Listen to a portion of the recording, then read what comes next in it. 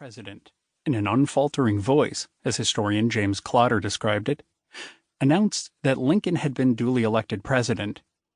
He made no other statement, but arose and marched his colleagues back to the Senate. It was the first time in American history that a vice president who had been defeated for the presidency formally ratified his rival's victory. Now, this event occurred a second time.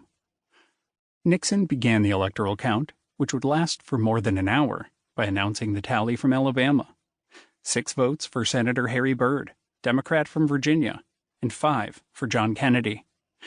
The vice president remarked with a grin, "The gentleman from Virginia is now in the lead for the presidency." When the tally was completed, Kennedy had received 303 electoral votes, Nixon 219, and Byrd 15. Before adjourning the joint session, Nixon, unlike Breckinridge, did not remain silent, but asked the Speaker for permission to make a brief statement in this unprecedented situation. Here Nixon misspoke. He knew of Breckinridge's precedent. He did not mention that a friendly reporter, Earl Mazo, had called his office just before he left for the House chamber, warning that some in the press gallery intended to write unfavorable stories about his conduct at the ceremony, and suggesting that Nixon make some conciliatory statement. Speaking without notes, Nixon declared that his defeat and his opponent's victory provided an eloquent example of the stability of our constitutional system and of the proud tradition of the American people of developing, respecting, and honoring institutions of self-government. He had served 14 years in elective office and had fought a hard campaign. He congratulated his one-time opponents and those elected to Congress and said it was in that spirit of congratulation that he declared Kennedy and Johnson the new president and vice president. After the long and tedious count, the chamber erupted with a prolonged ovation. Even Rayburn, who, as Speaker, had never applauded a speech in the House chamber, clapped for Nixon's statement. Nixon's gesture would lead to reconciliation between them, a fortunate one, because Rayburn would die of cancer less than a year later. Senator Mike Mansfield, Democrat of Montana, commented, "What a way to go, with dignity and with head held high." Senator Hubert Humphrey, Democrat from Minnesota, said that the vice president's remarks would go down as one of the truly historic messages.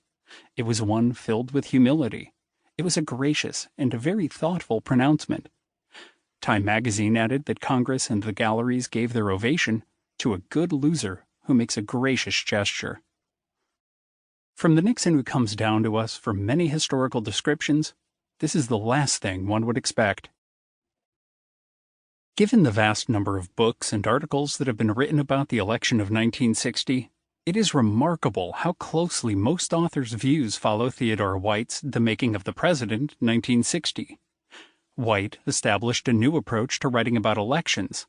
His book reads like a novel, presenting an insider's view of how the races evolved from the primaries through the election night and beyond. Although many have questioned some of White's assertions, his overall narrative of the race, of a heroic senator defeating an unscrupulous partisan, has gone largely unchallenged. White was born in 1915. Raised in near poverty, he received an exceptional secondary education, won a scholarship to Harvard University in 1934, and graduated summa cum laude in 1938 with a major in Chinese history. The following year, he left for China to serve as a lobbyist for Chiang Kai-shek's regime. Quickly disillusioned with the Generalissimo's rule, he took a position with Time magazine as a war correspondent based in China.